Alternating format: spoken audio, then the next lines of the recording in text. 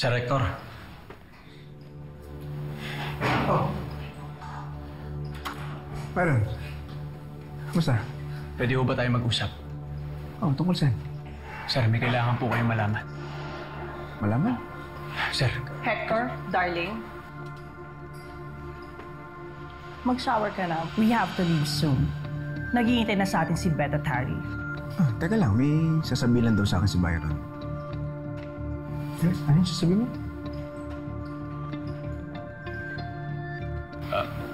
Di bali na ho, sir. Tungkol lang naman sa promo dito sa gym. Sa ibang araw na lang po siguro.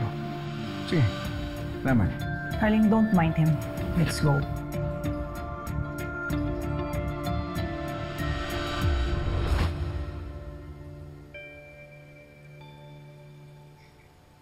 Sir Hector!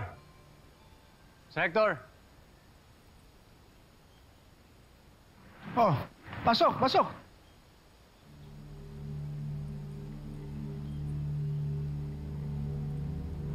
Ano ginagawa niyo rito? Paano niyo nalangan itong bahay namin? Hinahatid ko po dito si Marga. Anong tawag mo sa asawa ko? Sir, nagkarelasyon po kami ng asawa niya. Sir, matagal ko na po siyang hiniwalayan. Ngayon, kaya po ako nandito. Hihingi po ako ng tulong kasi ayaw po akong tantanan ng asawa niyo. Sir. Ayop ka!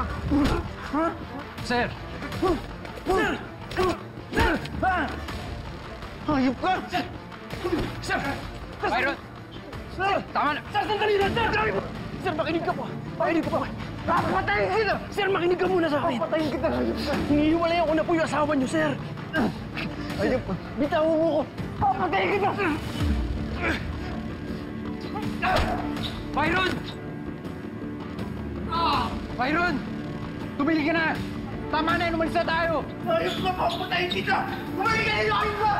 Papatayin kita! Ayop ka! Ayop ka! Pumatol ka sa ayop na yun! Ayop ka! Mapapatay kita! Nakakadiri ka, Marga! Anong ginawa mo kay Byron? Anong ginawa mo, Hector? Papatayin ka! Papatayin ko kayo pareho! Papatayin ko kayo!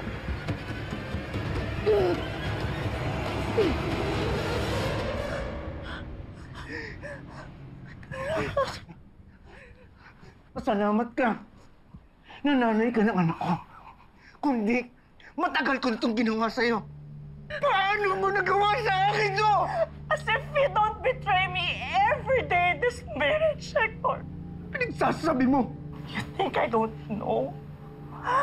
Pinakasalan mo lang ako pero hindi mo ako minahal. Si Leona pa rin ang mahal mo. Don't turn the tables on me! Ikaw ang nanghiliwa! Ikaw ang nagkasala! Huwag mo sa akin ipapasa ang kasalanan mo! Tigilan mo rin Byron na yan. Palalampasin ko to ngayon. Alang-alang kay Amelie. Pero kapag hindi ka pa nakinig sa sinasabi ko, makakapatay ako, Marga. Tandaan mo yan. Makakapatay ako.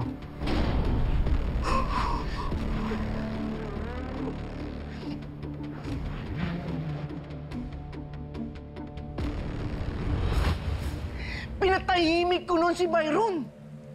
Dahil ang akala ko, masasagip pa tong relasyon na to. Pero obviously, it didn't work. Aminin na natin, Marga. This marriage is a failure. Kaya dapat maghiwalay na tayo. Fine. Kung yan ang gusto mo, sige, umalis ka na. You will never be happy anywhere else. Never!